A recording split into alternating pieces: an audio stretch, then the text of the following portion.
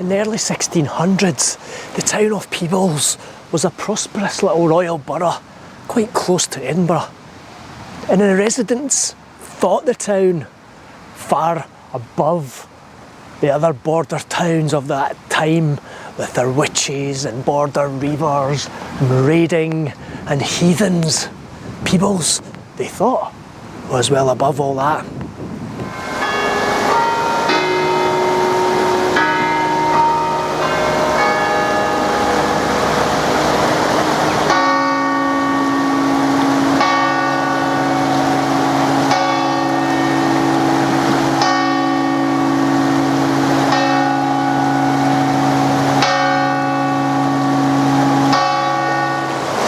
In the year of our Lord, 1629, however, all of that was about to change.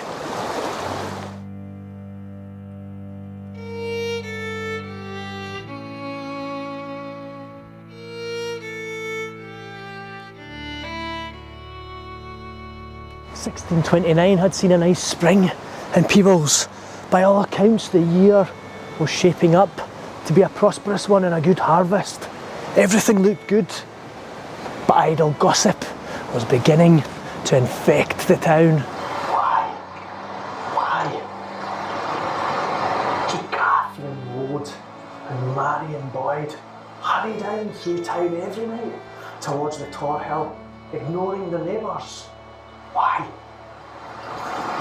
And why does Patrick Linton yawn all day, every day? What's he up to? What are they up to? It's not right.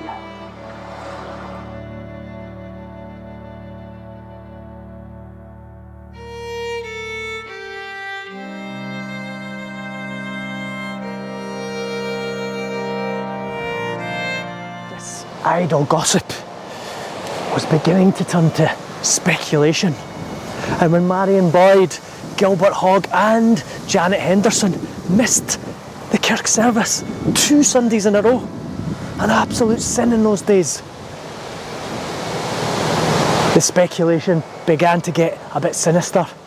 And what further compounded this was the fact that all 3 of these people had been seen out on a Sunday down the Drove Road towards Tor Hill.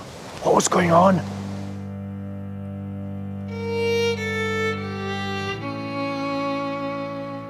Presbyterian people of the Scottish borders at that time really genuinely believed they were under attack from the devil on all sides. And it's not known when the word witch was first used to describe these people in Peebles that missed the church service and were seen idly wandering up the Tor Hill. But as soon as that word first was used, the outcome was inevitable and the wheels were in motion for a very sad and gruesome ending. She must be a witch. There's no other explanation. She must be a witch.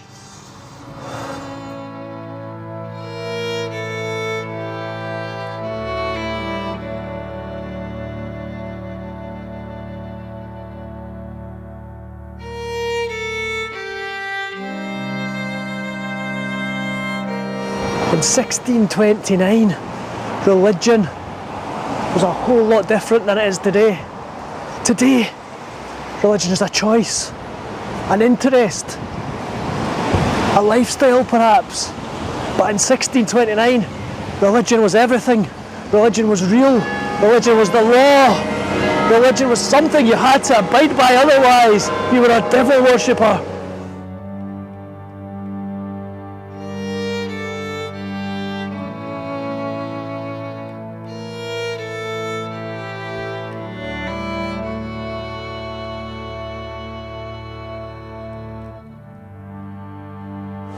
Yeah, the rumours about the Peebles witches began to fly. More and more names were added to the list daily. Some people fled the town, which further added to the gossip and the suspicion. Finally, the presbytery, the kirk council, had to be called in to oversee the matter and find an answer. In those days, in the early 1600s, in the Scottish borders, the church was the law. A decentralised government had put these ministers in a position of extreme power over the courts and everything. And at that time, those ministers believed that they were under attack from the devil. Any sign of weakness could not be tolerated, and they had to rid their town of witches. And that is what the ministers in Peebles began to set out doing.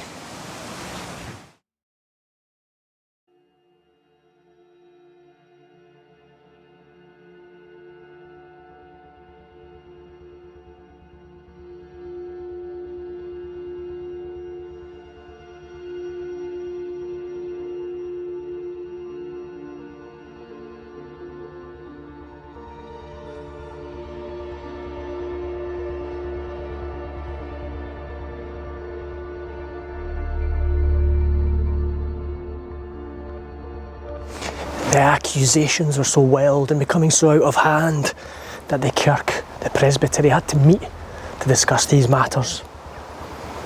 After an all-night meeting, the kirk elders came out with a list of 27 names. 27 people in Peebles were accused of witchcraft. The entire town was horrified.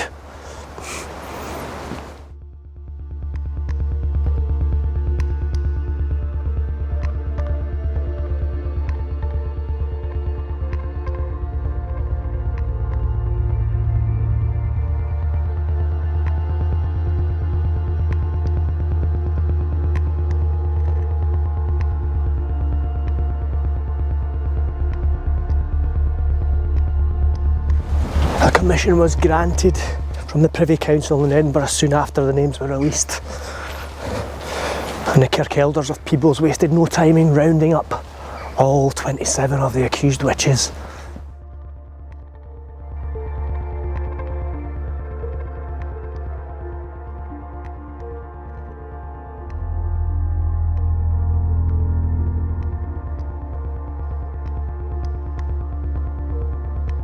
All 27 of the accused were soon in custody. Most of them here in the toll booth, some in the church because there just wasn't enough space in the toll booth.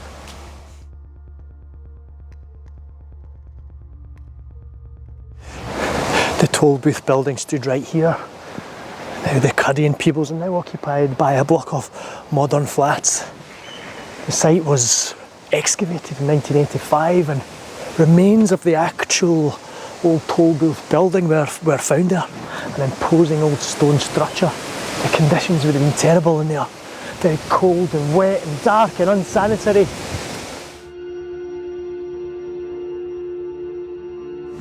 The charges brought against all 27 were similar. They had met at night for diabolical purposes. They had made a pact with the devil. They had denied their baptism. And they had frolicked with old Nick and used his help to make neighbours ill and die. This was not just a simple case of one old woman using herbal remedies. This was a mass, contrived worshipping of the devil, which threatened the very fabric of the town in the eyes of the ministers and had to be eradicated.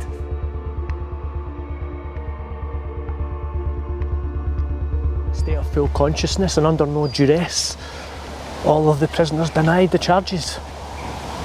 Because the likelihood is that they were all false, they were all fantasy. The ministers were horrified at the amount of witchcraft that had been accused in the town. Something had to be done.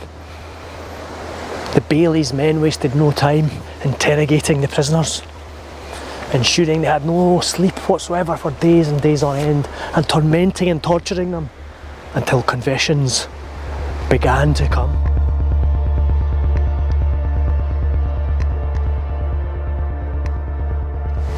Elizabeth Haddock was the first of the witches to crumble and confess.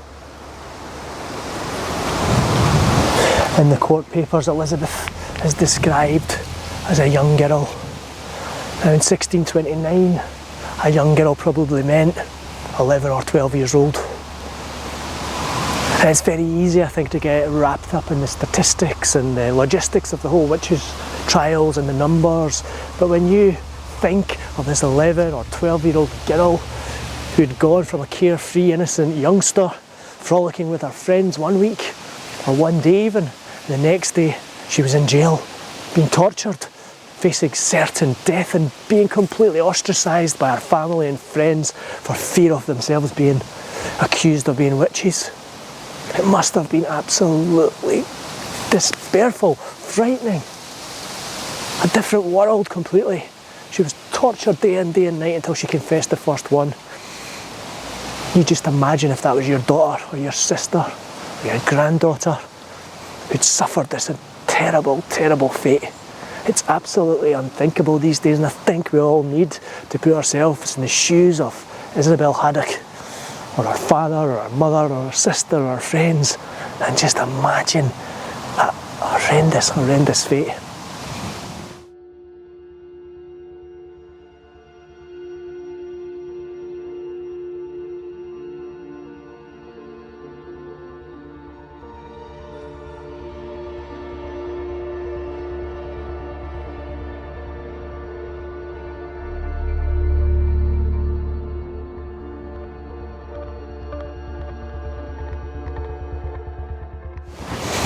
Anyway, after Isabel's initial confession, she began to name the others.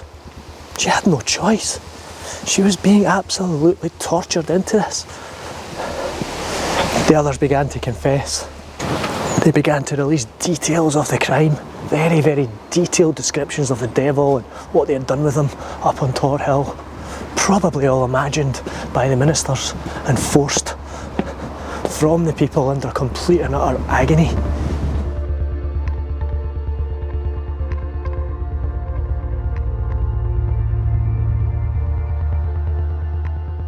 After the confessions came forth, the bailies went out into the town of Peebles to question the townsfolk and corroborate the evidence. Half the town stayed silent and never said a word, probably family and friends of the witches. The other half began to spew forth more stories and accusations against all these women. The one thing worth noting is nobody, absolutely nobody in the town defended them.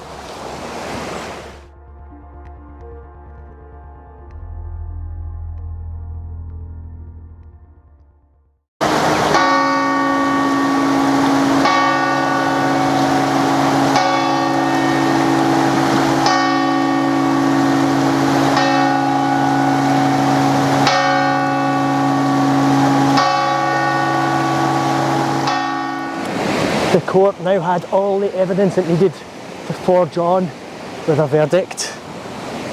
We had known from the start there only was one verdict, guilty as charged. And the punishment, the only punishment possible for a witch, was execution, death by strangulation and then burning.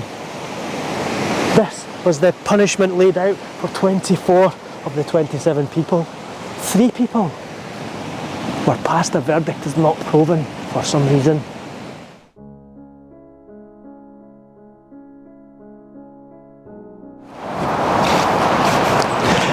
Yeah, it had only taken 2 or 3 weeks that summer to go from idle gossip to certain death for these 24 people, including young 12-year-old Isabel Haddock.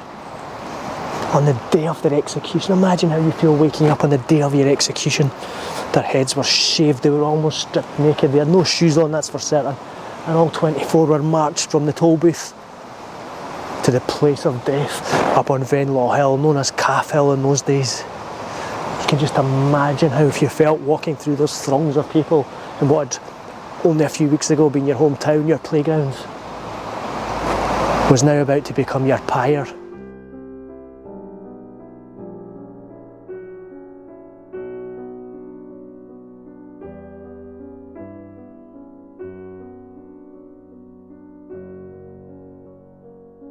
Scottish borders, in statistical terms, was one of the worst, if not the worst, area in all of Britain for witch executions. And then when you break down the borders into the towns and parishes, Peebles here, the godly parish of Peebles, was the worst town in the borders. Over 60 people executed on charges of witchcraft. Now the ministers and kirk elders of Peebles must have been in a complete frenzy. For me, You can do anything you want under the banner of faith and belief, but when that faith and belief becomes murdering, harming, torturing people, then I'm afraid it's no longer faith, it's evil on your part. That's what I believe anyway.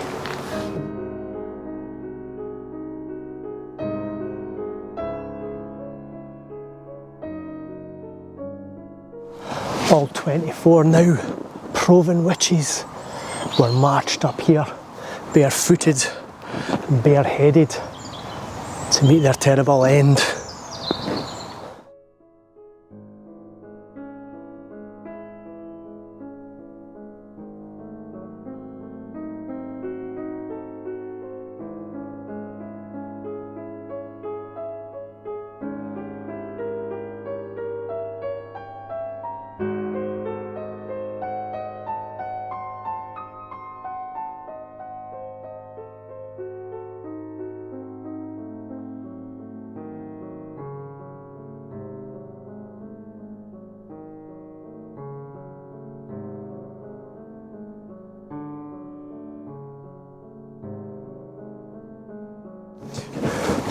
When the release of death finally came to these women, I'm afraid it was never quick or clean, like dropping from a high gallows. It was a slow and painful strangulation, usually by a farrier or a blacksmith or some other strong, healthy man of the community. Nobody in the kirk or in the spiritual community wanted anything to do with it in case the soul or the spirit from these witches infected them. The blacksmith would slowly strangle the women with a cord or such like, and sometimes use a metal bar at the back of her neck to gain extra leverage and ensure the job was done properly. This was a horrible, horrible death. And after death came for these women, there was no rest in peace for the body. Probably naked, bruised, shaved, battered and destroyed. Your poor daughter or wife or friend's body was then made a spectacle in front of the whole town, where they were burned at the stake, or in the case of the Peebles witches, they were burned inside tarred barrels. Can you imagine the pain of seeing your daughter go through all this? And then to watch her pathetic remains being burned for the almost feels like entertainment of the masses. It's too tough to even imagine. And for what crime? Well, no crime. To entertain the fantastical beliefs of some radicalised man who came into a position of power, probably because of his genetics, his birth, his name. It's an absolute disgusting heresy of the Scottish borders that we need to remember and ensure never happens ever again.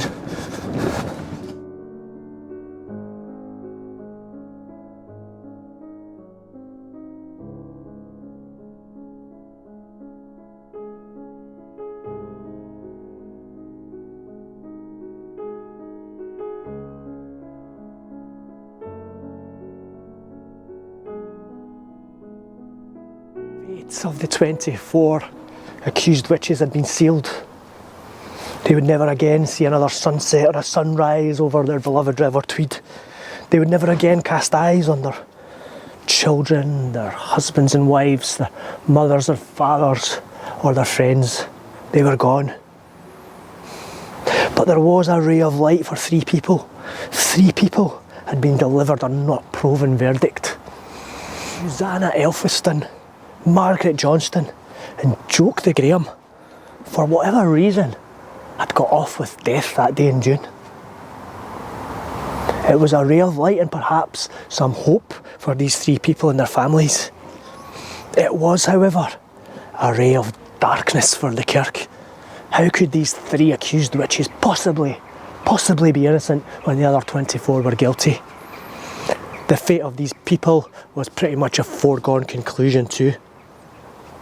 And if anything, their punishment was worse because they remained in Peebles toll booth for 6 long months, awaiting a verdict. 6 long months in insanitary, inhospitable, dark, damp, horrible conditions, awaiting the almost sure announcement of their death. And sure enough, they were brought to trial again. The exact same evidence was used against them, apart from the fact that they were now cohorts with known executed witches who had died that day on Venlaw Hill. The guilty verdict was not long in coming, and the 3 remaining witches were murdered up on Venlaw Hill, strangled and then burned the same as their friends back in June, but this time it was done on Christmas Eve. Shortly after the execution, the mass mob of people watching followed the minister down to Peebles and joined in on Christmas Eve celebrations, celebrating the birth of Christ and all things good.